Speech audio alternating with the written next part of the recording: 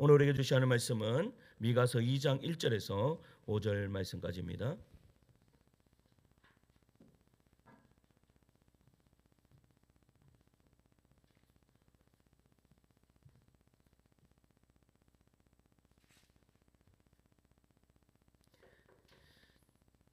미가서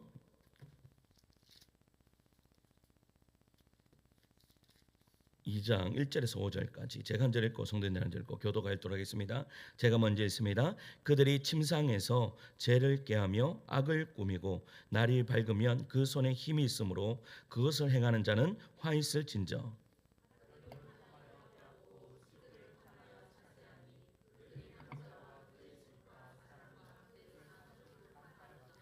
그러므로 여호와의 말씀에 내가 이 족속에게 재앙을 계획하나니 너희의 목이 이에서 벗어나지 못할 것이요 또한 교만하게 다니지 못할 것이라. 이는 재앙의 때임이라 하셨느니라.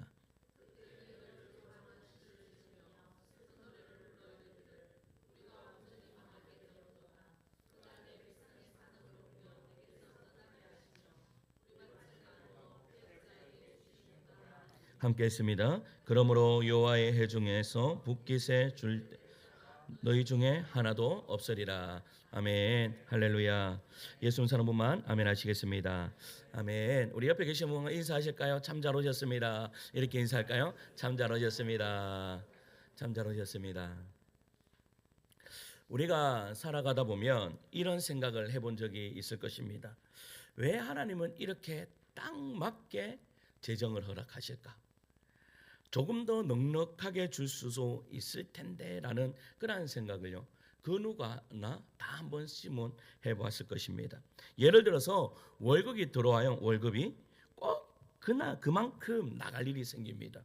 뭐 이번 달은 좀 낮겠네 라고 그렇게 생각이 드는데 이상하게 자동차에 타이어가 펑크가 나든지 아니면 냉장고가 고장 나든지 아니면 아이의 뭐 수학 문제집을 사야 한다든지 해서 하여튼 그날은 하여튼 하나님이 어떻게 이렇게 딱 맞춰가지고 주시는지 딱 맞게 그렇게 주실 때가 있다라는 겁니다. 그럴 때 우리의 마음은 이런 소리를 하죠. 주님, 이 한 달만이라도 좀 넉넉하게 이렇게 좀 살 수 없습니까? 라고 그렇게 이야기할 때가 있습니다. 그럴 때 하나님께서요 싱긋이 웃으시면서 이렇게 말씀하시는 것이죠.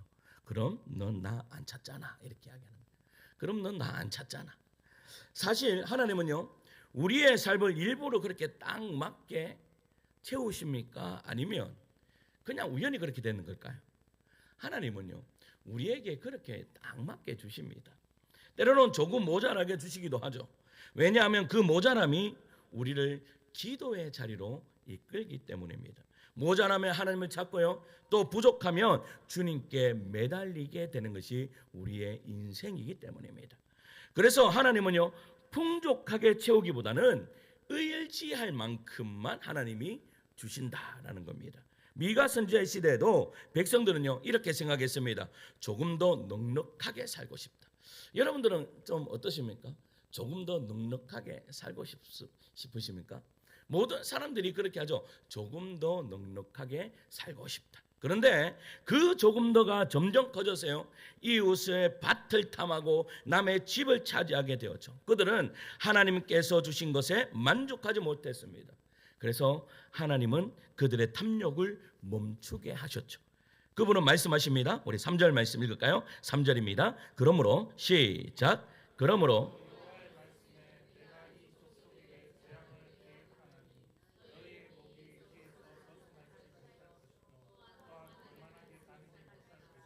이는 재앙의 때임이라 하셨느니라. 아멘. 여러분 이 말씀은요 이 족속에게 재앙을 계획하나니 하나님께서 이스라엘 백성들에게 무엇을 계획해 놓으셨대요? 재앙을. 그런데 여러분 이 말씀 무섭게 들리지만 사실은요 이 사랑의 경고인 거예요. 하나님은 그들의 욕심을 멈추게 하시고 멈춤 속에서 다시 믿음의 자리로 우리를 부르신다라는 것이죠. 그래서 오늘 우리가 첫 번째 붙잡아야 할 진리는 한번 따라할까요? 첫째 따라할까요? 하나님은 우리의 탐욕을 멈추게 하심으로 사랑하신다. 한 번만 더 따라합시다. 하나님은 우리의 탐욕을 멈추게 하심으로 사랑하신다. 자, 1절 말씀 읽을게요. 1절 말씀이에요. 침상에서 시작. 침상에서 악을 꾀하며 간사를 경영하고 날이 밝으면 그 손에 힘이 있으므로 그것을 행하는 자는 화 있을진저. 아멘. 여러분, 하나님께서요, 이 예루살렘의 부자들을 책망하시는 이유는 그들이 한두 번 욕심을 냈기 때문이 아닙니다. 하나님은 우리가 부자가 되고 싶다는 생각 자체를 여러분 죄로 여기지 않으십니다. 문제는 그들이 밤낮으로 탐욕을 계획하며 그것을 행동으로 옮기기까지 단 한 번도 멈춘 적이 없기 때문에 하나님께서 지금 책망하고 계시는 거예요. 한 사람이 계획을 세우고 있습니다. 그는 침상에서요 잠을 자지 않고 이 자기 욕심을 채울 궁리를 합니다. 그리고 날이 밝자마자 그 계획을요 실천으로 옮긴다라는 거예요. 예를 들어서 우리 주부들이요 이 냉장고를 바꿔야 돼요. 그러면 그날 저녁에 어떻게 합니까? 밤새도록 찾습니다. 밤새도록 뭐 삼성, LG 그리고 이거 좀 더 싸지만 괜찮은 거 뭐 캐리어 막 이런 거 캐리어 맞나 모르겠네. 하여튼 그런 것들은 막 이렇게 서치합니다. 막 찾아봅니다. 찾아보고 좋은 것을 딱 발견했어요. 여러분 어떻게 합니까? 그 다음날 아침에 일어나자마자 삼성 서비스 센터를 가는 거예요. 아 내가 이거 사겠다. 여러분 이거와 마찬가지인 거예요. 여러분 이것이 그렇게 잘못된 일입니까? 여러분 잘못된 일이에요? 하나님은 모르는 사람에게는 전혀 잘못된 것이 아닙니다. 그러나 하나님 백성에게는 죄의 시작이 될 수 있다라는 겁니다. 오늘 말씀 보면요. 그 손에 힘이 있으므로 오라 라는 말이 나와요. 이 말은요. 자기 생각을 실천에 옮길 만한 뭐가 있다? 돈과 권력이 있다라는 겁니다. 하나님의 백성이라면 이 힘을 누구를 위해 어떻게 쓸 것인가? 여러분 이 고민을 해야 되는데 어떤 고민해요? 그 힘을 어떻게 해요? 어디에 내가 나에게 좋은데 어디에 쓸까? 그런데 한번 또 생각해 보세요. 그거 내가 열심히 버는 돈 가지고 내가 필요한 거 여러분 사면 안 됩니까? 사도 됩니까? 안 됩니까? 굉장히 당당하게 됩니다. 됩니다. 자기 돈으로 자기에게 필요한 물건을 구입할 수 있습니다. 그러나 여러분 밤새도록 한 가지 목적만 골똘히 생각한다고 하다가 날이 밝자마자 그 목적을 성취하려고 달려나가는 것은 여러분 탐심이 그의 마음을 지배하고 있다라는 표시입니다. 여러분 어떠한 것들에 중독에 빠져보세요. 인터넷 쇼핑에 딱 빠져보세요. 그러면 어떻게 해요? 그게 내가 그것을 어떻게 했을 때까지 내가 구매하기를 누르기 전까지 잠을 잡니까 안 잡니까? 잠을 잡니까 안 잡니까? 전부 다 안 그런 것처럼 앉아있는데 잠을 못 잡니다. 어떻게 하기까지요? 구매하기 누르기 전까지 잠을 못 잡니다. 여러분 침상은요 이거 보고 있으라는 것이 침상 아닙니다. 이거 보고 있다가 유튜브 보고 있다가 1시간 2시간 지나가는 거 여러분 이거 하라고 침상 있는 것이 아닙니다. 침상은요 우리 박 지사님처럼 그냥 비계만 뱉다가면 잘 주무셔야 돼요. 그러니까 일찍 일어나시는 거예요. 여러분 그들은 그 자리에서요 어떻게 합니까? 이스라엘 백성들은 쉬지 않았다라고 하나님이 주신 평안을 내려놓고 밤새도록 더 잘 될 궁리를 하면서 어떻게 해요? 날밤을 그냥 새는 거예요. 그리고 그 날밤을 센 후에 바로 가서 그것을 계획에 옮기는 거예요. 성경은요 사람의 눈도 만족함이 없다라고 이야기해요. 사람의 눈은 만족감이 없어요. 여러분 얼마나 채워지면 여러분들에게 만족할 수 있겠습니까? 지금 현재를 만족하지 못하면 여러분 절대 만족함이라는 것은 없습니다. 욕심은 충동이 아니라 습관이 됩니다. 습관. 하루 이틀 생각하는 게 아니라 밤마다 계획하고 아침마다 실행하는 일상의 패턴으로 자리 잡으면 그것이 곧 탐심의 체질화되는 것입니다. 여러분 주식을 하십니까? 여러분 주식을 하십니까? 전부 다 안 하는 것처럼 다 앉아 있는데 다 보면 어떻게 보면요 주식을 작은 주식이라도 보면 대부분 하세요. 그런데 여러분 주식을 하면 됩니까 안 됩니까? 예? 됩니까 안 됩니까? 죄입니까 아닙니까? 됩니다. 그런데 여러분 중요한 것은 뭐가 중요한가 하면 그 주식을 하자마자 어떻게 되는가 하면 이 휴대폰을 놓지 못하는 것이 탐심입니다. 예를 들어서 그렇다는 거예요. 무슨 말 이해 가십니까? 여러분 주식을 해야 됩니다. 왜냐하면 이제 여러분들 노후도 있으니까 하셔야 됩니다. 하는데 그것은 여러분 투기를 위해서 하는 것이 아니라 뭐예요? 노후를 위해서 저축한다라고 생각하시고 하셔야 됩니다. 이것이 진리입니다. 예? 그러면 절대 여러분 마이너스가 되는 일은 없을 것입니다. 그런데 뭐예요? 매일 이거 보면서 어떻게 할까 하는 사람들이 어떻게 돼요? 다 잃어버리고 만다는. 그게 뭐예요? 탐심으로부터 시작한 거예요. 저축하는 거예요. 저축한다 하면 여러분 저축하면서 저축 통장을 매일 보는 사람 있습니까? 없습니까? 여러분 저축 통장을 다 매일 한 번 넣어놓고 한 번 넣을 때 딱 한 번 보지. 통장 정리하려고 딱 한 번 보지. 뭐 다음날 내가 넣었다 해서 다음날 있네. 그 다음날 또 있네. 이렇게 합니까? 이렇게 하지 않습니다. 그러니까 이것은 그냥 어떻게 해요? 딱 넣어놓고 이건 그냥 버는 거지 이렇게 생각합니다. 그런데 주식을 하면서 그래 이렇게 됩니까? 여러분 그러니까 내 마음에 뭐가 올라오는 거예요? 탐심이라는 거예요. 잠도 못 자고 막 얼굴 눈 벌게 가지고 일어나고 있는 거예요. 이것이 탐심이다. 그런데 사람의 욕심은 어떻게 해요? 사람의 욕심이라고 하는 욕망이라고 하는 것은 끝이 없다라는 것을 이야기하는 것이죠. 그렇죠. 하나님의 사람에게는요 성령의 제동장치가 있어야 됩니다. 갈라디아서 5장 17절 말씀 읽을까요? 갈라디아서 5장 17절입니다. 읽습니다. 시작. 육체의 소욕은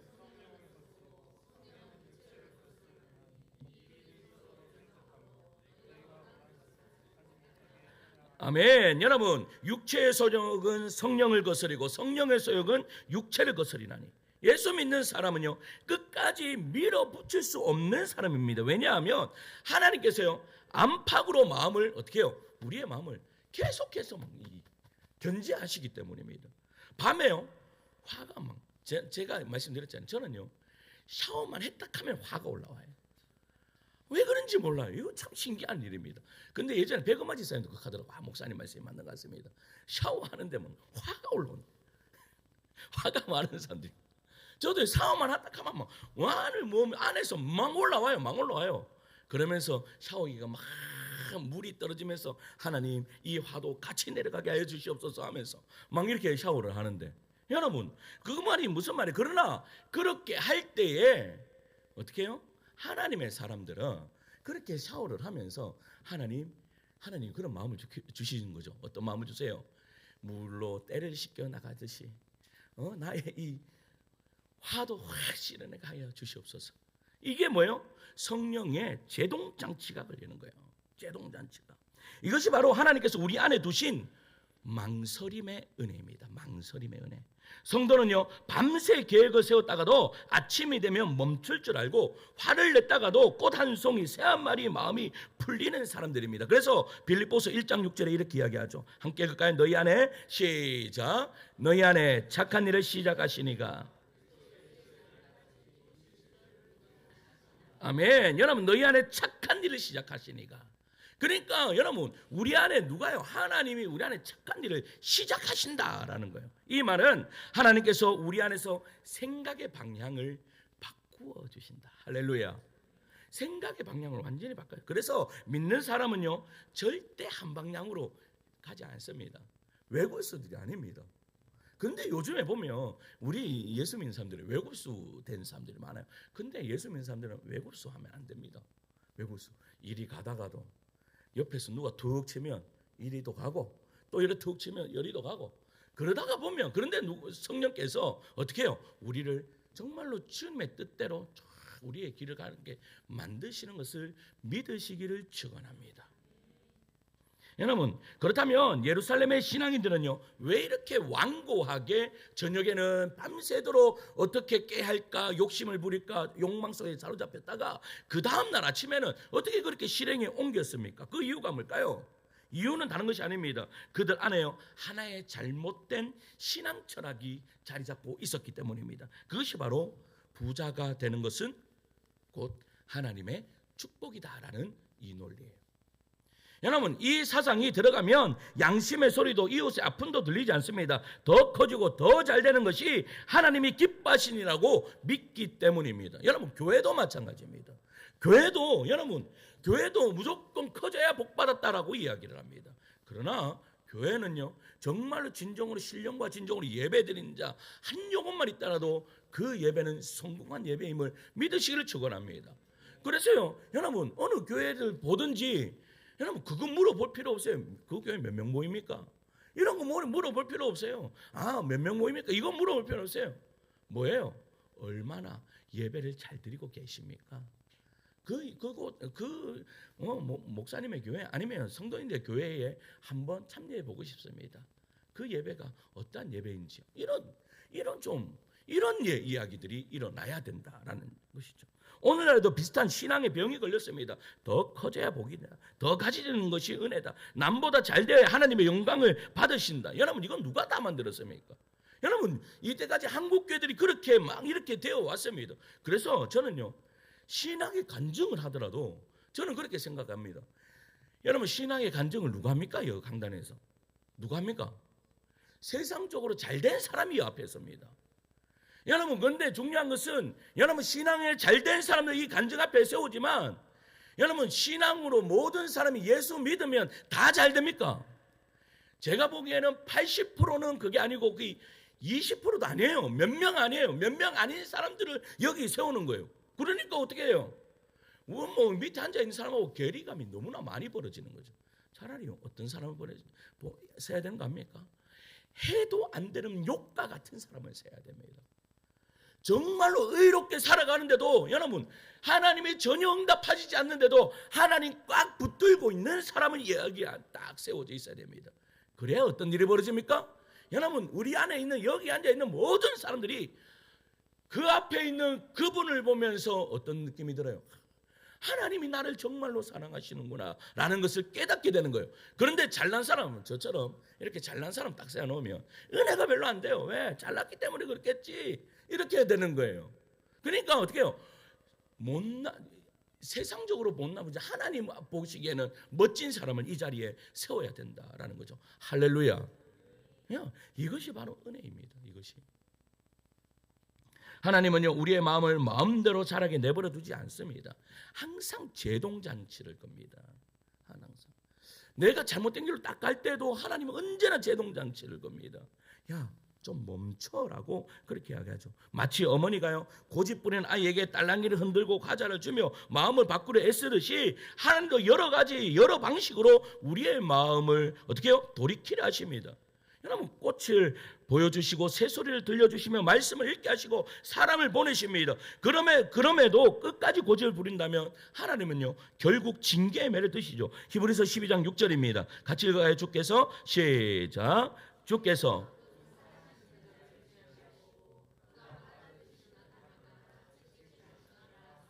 아멘. 여러분, 하나님께서 진노하신 이유는요, 그들이 한번 탐욕을 부렸다고 그렇게 하는 것이 아닙니다.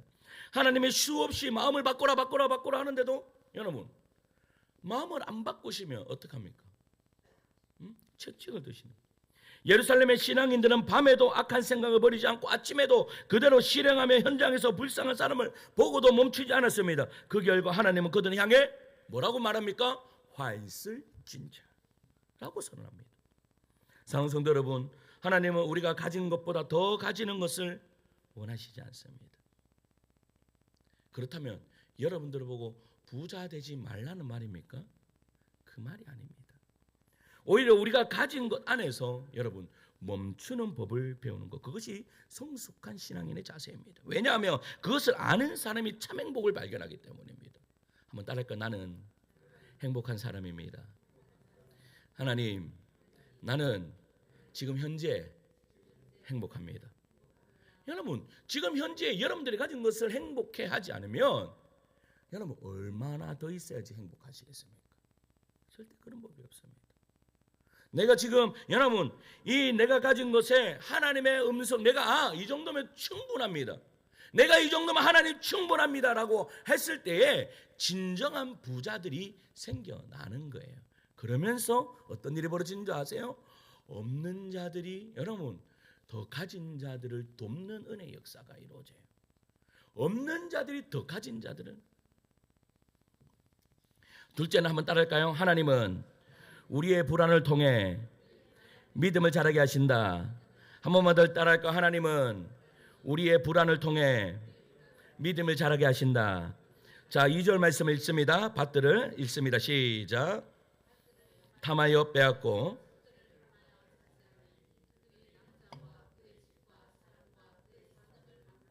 아멘. 여러분, 옛날에는 모든 것이 땅에서 나왔기 때문에 땅을 많이 가진 자들이 부자였습니다. 요즘에도 뭐 땅을 가진 자들이, 지난번에 제가 서울 갔거든요. 서울에 어느 교회가 이제 개척을 한 지 한 20년 됐는데 그 하여튼 한복판에 땅을 샀대요. 그러면서 이제 목사님이 이야기하시는 소리가 무슨 이야기를 한가 하면, 여러분들 지금 앉아 있는 곳이 1억짜리입니다. 이렇게 이야기하는.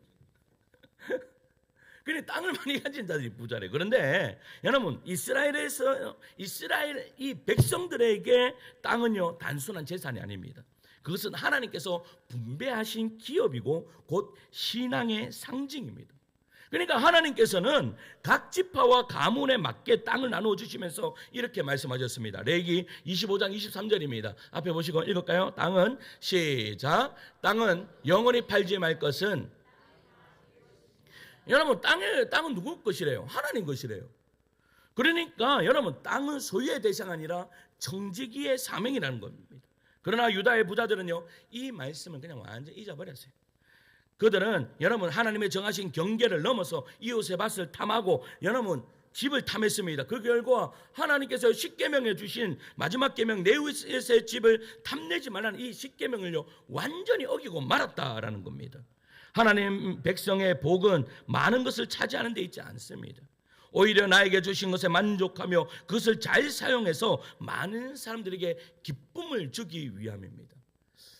우리 시인이가요, 제가 생일 때 우리 아이들이요 저 모르게 막 케이크 사오고 다이소 가고 선물 사오고 막 그렇게 해가지고 딱 처음으로 제가요 아이들 태어났었고 처음으로 이제 생일상을 딱 받았습니다.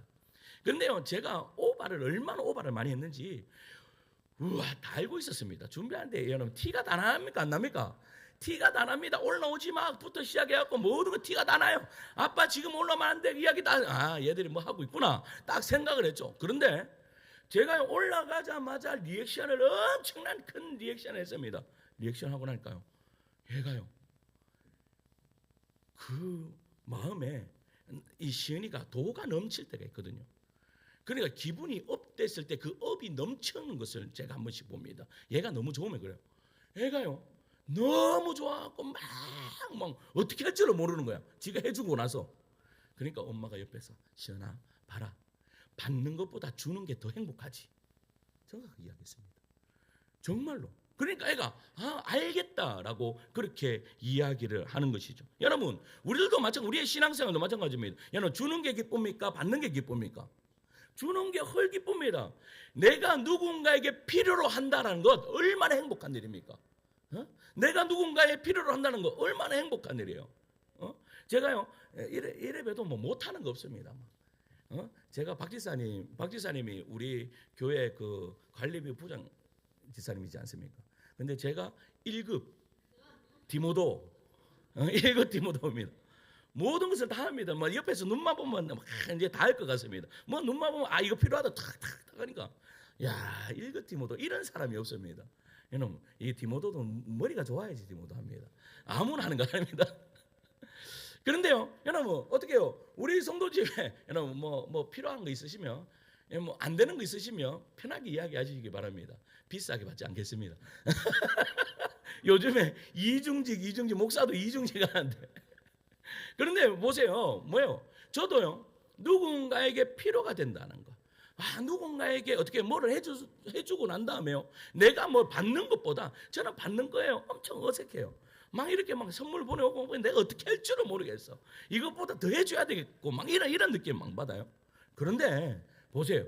주는 거 그것이 행복이. 이 이스라엘 백성들이요 그 행복을 몰랐다라는 거예요. 그 이유가 뭔지 알아요? 왜 못 주는지 알아요? 이유는 첫째는요 미래에 대한 불안 때문입니다. 미래에 대한 불안 때문에.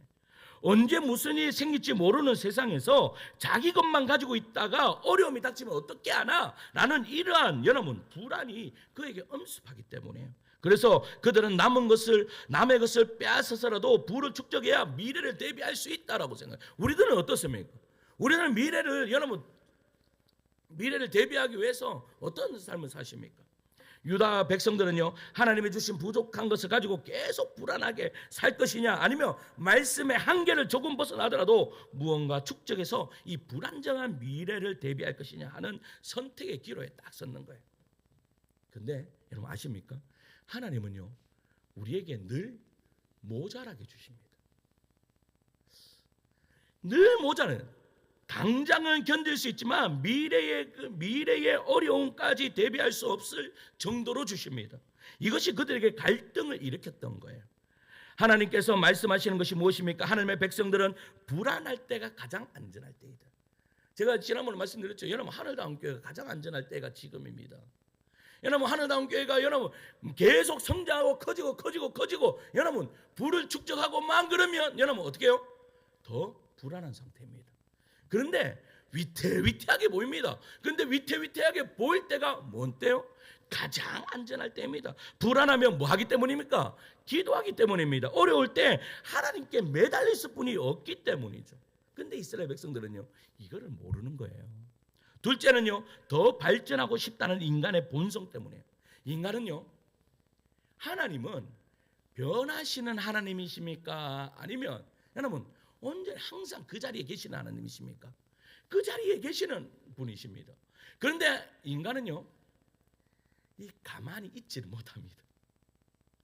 뭐라도 내가 변화되어야 하고 바뀌어야 돼야 됩니다.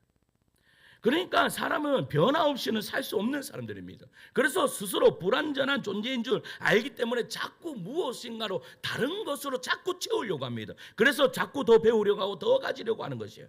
그러나 하나님께서는요, 자기 백성들이 물질적인 풍요를 통해 발전하는 것이 아니라 여러분 하나님은 하나님을 닮아가는 성품과 남에게 베푸는 사랑의 영역에서 발전하기를 원하시는 거예요. 제가요 어제 아랫geb니까 TV를 탁 틀어서 보는데 어떤 다큐멘터리가 딱 나오더라고요. 딱 나오는데 여러분 농구 선수 박성일이라는 사람을 들어보셨습니까? 여러분 서장훈은 들어보셨습니까? 안 들어보셨습니까? 안 들어본 사람 없습니다. 근데 박성일이라는 농구 선수가 있었습니다. 그 박성일이라는 농구 선수가요, 원래는 아주 촉망받는 여러분 그 센터였습니다.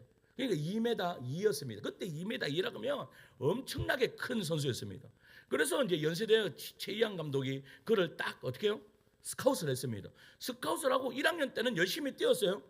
근데 2학년 딱 되니까 누가 딱 학교에 들어온가 하면 서장훈이가 딱 들어오는 거예요. 서장훈이가 들어오니까 이 사람이 설 자리가 있어요? 없어요? 없었어요. 없어가지고요, 어떻게 되는가 하면 그 사람 계속 벤치에 앉아 있게 되는 거죠. 그러니까 벤치에 앉아 있다가 결국은 그는 선수 생활을 마감하고 말아요. 그런데 농구를 얼마나 사랑했든지 내가 선수 생활할 수 없으면 코치해야지 라고 해서 미국으로 건너가서 유학생활을 합니다. 유학생활을 해보니까요, 얼마나 이 시간을 짜서 뭐 하는지요, 자는 시간이 2시간 3시간뿐이 안 되는 거예요. 그것을요 2년 반을 하고 난 다음에 여러분 울산 모비스에 그 실업팀이 딱 생겨났을 때에 그 최이한 감독이 초대 그 감독을 하면서 이 박성일 씨를 수석 그 코치로 불렀는데요, 어떤 일이 벌어지는가 하면 자기가 운동을 하는데 몸이 이상하다는 것을 딱 느꼈죠. 그래서 병원 가보니까 병명이 류게릭병인 거예요. 류게릭병. 그때 류게릭병에 걸리면 2년 만에 다 죽는다고 이야기했어요. 그래서 류게릭병으로 통해서 그가 집에 누워 있는데 누가 가장 힘들어요? 자기가 이야기하는 이 병은 나만 죽는 병이 아니라 가족 모두를 죽이는 병이다라고 그가 그렇게 이야기했어요. 그러면서 그가 꿈을 꾸는데 어떤 꿈을 꾸는가 하면 나같이 류게릭병에 걸린 사람들을 위해서 내가 류게릭 전문 병원을 세워야 되겠다라고 그렇게 마음을 결심한 거예요. 그래서 그때부터 인터넷을 하면서 홍보를 하기 시작했습니다. 그렇게 해서 시간이 딱 지나니까요, 여러분 10년 만입니까? 10년 만에 얼마를 벌었는가 하면 1억을 모금을 했습니다. 그런데 그때 당시에 그 건물을 지으려고 하니까요 10억이 필요한 거예요. 그러면 몇 년 더 있어야 돼요?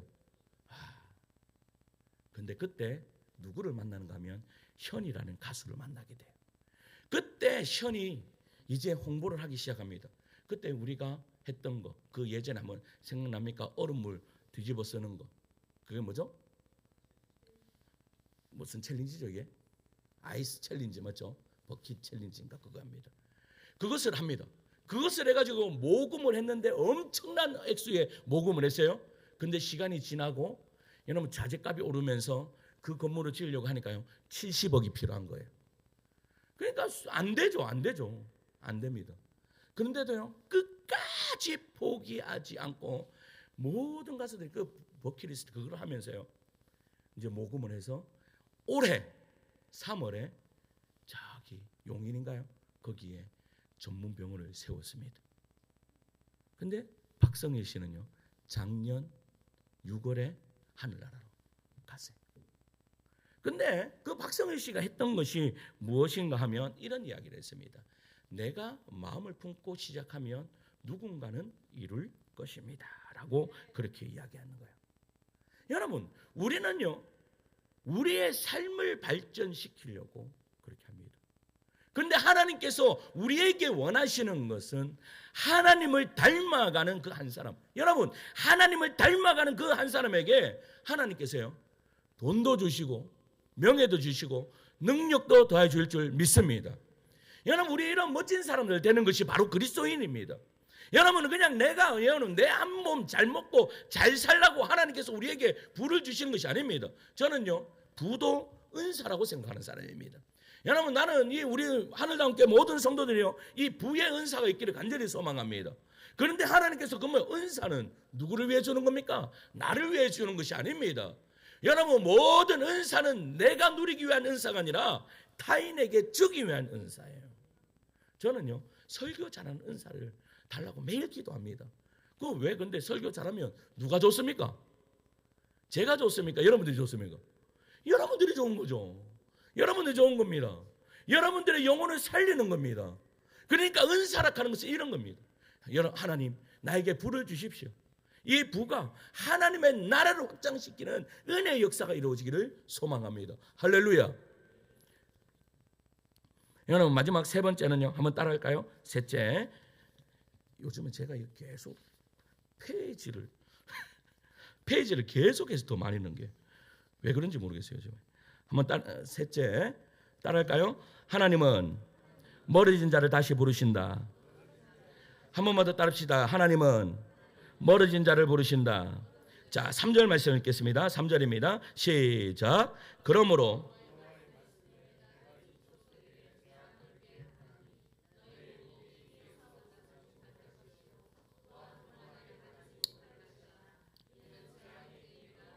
아멘. 여러분 하나님께서 유다를 부르실 때 뭐라고 합니까? 내 백성이라고 합니다. 유다를 부르실 때는 언제나 내 백성이라고 하셨어요. 그런데 오늘 본문에는 그 표현이 이렇게 되어 있습니다. 이 족속이라 되어 있습니다. 이 족속. 내가 이 족속에게 재앙을 계획하네. 여러분 이 말은 하나님의 깊은 실망과 경멸이 담겨 있는 거예요. 그들은 여전히 성전에서 제사를 드렸지만 하나님은 그들을 더 이상 자신의 백성으로 인정하지 않으셨다. 그들은 신앙을 화려했으나 하나님의 마음에는 멀어진 신앙이었습니다. 그래서 이사야 29장 13절에는 이렇게 말합니다. 같이 읽어요. 이 백성이 시작. 이 백성이 아멘. 여러분 하나님은요 우리 안에 거는 기대치가 있습니다. 부모는 여러분 자녀에게 기대치가 있습니까? 없습니까? 어제도 여러분 부모의 기대치가 이만큼 큰 우리의 전도 대상자가 그 카페에 왔었습니다. 근데 아들을 향한 기대치가 너무나 큰 거예요. 부모가. 근데 그 마음 이해 갑니까? 안 갑니까? 이해 갑니다. 부모들은 할 수 없이 자녀들에게 하는 기대치가 큽니다. 근데 그 기대치가 너무 크니까요. 이 자녀를 막 목을 막 조르는 거죠. 너무나 힘이 드는 거죠. 그러나 하나님도 마찬가지입니다. 하나님도 우리를 향한 기대치가 있습니다. 여러분들을 향한 기대치가 있습니다. 근데 그 기대치가 그 아버지가 이렇게 이야기하는 거예요. 나는 돈 많이 버는 거 별로, 돈 많이 버는 것도 뭐 행복한 일이지만 나는 그것보다 네가 그 아들 보고, 그 아들 이름이 뭐죠? 상우인가 그런데 우석이 우석아, 네가 나의 기대치에 딱 그 기대치에 딱 있으면 나는 그 무엇보다 행복해라고 그렇게 이야기하는 거예요. 그래서 제가 그 말문을 닫았습니다. 그렇게 이야기하지만 부담 주지 마시라고. 그런데 우리 하나님도요 마찬가지예요. 우리를 향한 기대치가 있으시는 거예요. 그런데 우리는 자꾸 어떻게 해요? 자꾸 멀리 도망갑니다. 나는 자꾸 멀리 도망갑니다. 꼭 우리 자녀처럼요. 우리 자녀처럼 자꾸 도망갑니다. 도망가지 않는 우리 자녀들만 앉아 있어서 잘 못 느끼겠지만, 그런데 자꾸 도망갑니다. 그러니까요, 하나님께서 말씀하시죠. 3절 하반절에 이렇게 말합니다. 너희의 목이 이에서 벗어나지 못할 것이요 또한 교만이 다니지 못할 것이라. 목이 벗어나지 못한다라는 말은 무슨 말이에요? 너희가 그렇게 죄악 가운데 있으면 그 죄가 너희들의 올무가 될 것이다. 여러분, 탐심은요, 탐욕은 언제나 우리를 올무에 닦아둡니다. 우리 뭐 옛말에 이런 말을 합니다. 돈이 나를 따라와야지. 내가 돈을 따라가면 어떻게 된다? 내가 올무에 딱 갇힙니다. 거기에 딱 갇혀버립니다. 여러분, 정말 돈 버는 사람들은 보니까요, 그냥 가만히 있어도 돈이 벌리더라고요. 그런데 우리 돈 따라다니는 사람도 있습니다. 막 이거 따라서 저거 따라서 막 가는데 나중 가면 뭐 별것도 없어요. 별것도 없어요. 여러분, 그게 뭐예요? 우리가요, 그 탐심이라는 것이 우리는 목을 딱 졸라서 어떻게 합니까? 이리 갔다가 저리 갔다가 그렇게 만들어 버립니다. 여러분, 그러면 우리는 어떻게 해야 됩니까? 우리가 어떻게 해야 될까요? 방법은 다른 것이 아닙니다. 거기에서 여러분 자유하셔야 됩니다. 누구를 따라가셔야 됩니까? 하나님을 따라가야 됩니다. 너희 마음이 어디에 있느냐? 하나님의 마음에 가 있으면요, 저는 그렇게 이야기합니다. 여러분, 이 세상을 누가 창조하셨습니까? 하나님이 창조하셨습니다. 그러면 이 땅을 살아갈 수 있는 지혜와 명철은 누구에게 있습니까? 하나님에게 있습니다.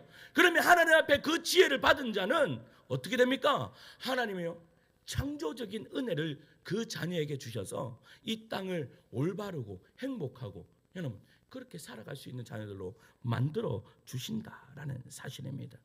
그래서요, 이스라엘 백성들에게 하나님은 언제나 이렇게 말합니다. 너희는 마음을 다하고 뜻을 다하고 힘을 다하여 내 하나님 여호와를 사랑하라. 중요한 것이 이것입니다. 하나님을 먼저 사랑하라. 너희들은 돌아와라. 너희들 멀리 갔느냐? 괜찮다. 다시 돌아오기만 하면 된다라고 그렇게 이야기하고 있는 거예요. 돌아왔을 때에 하나님의 계획, 징계를 받아서라도 돌아왔을 때에 예레미야 29장 11절에는 이렇게 말합니다.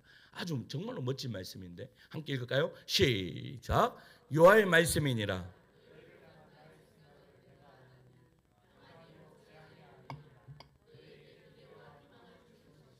아멘. 여러분, 이 말씀을 믿으십니까? 여러분, 뭐라고 말하고 있어요? 여호와의 말씀에 너희를 향한 나의 생각은 내가 하나니 평안이요 재앙이 아니라. 내가 너희들에게 재앙을 내리는데 그 재앙은 재앙이 아니라 평안을 주기 위한, 너희들의 미래와 희망을 주기 위한 것이다 라고 이야기하는 거예요. 그러니까 우리에게 요구하시는 것이 뭐예요? 탐심이 올라오느냐? 주춤해라. 주춤해라. 좀 멈춰봐라. 주저하고 망설여라 라고 이야기하는 거예요. 왜냐하면 그 주저함 속에 하나님의 뜻을 묻는 마음이 있기 때문입니다. 성도 여러분, 하나님께서 오늘 우리에게 원하시는 것은요, 단순히 욕심을 버려라가 아닙니다. 그분의 말씀은요, 좀 망설여라, 좀 주저해라. 내가 주려는 것을 반드시 너에게 갈 것이다 라고 그렇게 말씀하고 계시는 것이죠. 성도 여러분, 조금 망설여 보시겠습니까? 조금 하나님의 뜻을 조금 기다려 보시겠습니까? 그러면요, 하나님의 뜻이 여러분들의 삶을 통해서 완전히 이루어지는 은혜 역사가 이루어질 것입니다. 어제 그 친구에게, 그 부모님에게 그렇게 이야기했습니다. 여러분, 지나가야 됩니다. 그런데 지나간 우리는요, 항상 이렇게 이야기하죠. 답을 찾고 삶이 바뀐 다음에 가야죠. 이렇게 이야기해요. 근데 여러분, 변화되기 쉽습니까? 어렵습니다. 그래서 제가 이야기했습니다. 그냥 지금을 견디면서 시간을 보내는 수뿐이 없습니다. 여러분, 이거 별로 정답 같지 않는 답이지만 이것은 진리 안에 있는 진짜 답입니다. 버티시고 견디시고 주춤하십시오. 멈춰 있어 보십시오. 멈출 때에 하나님이 시작하십니다. 하나님 나에게 모자라게 주십니까?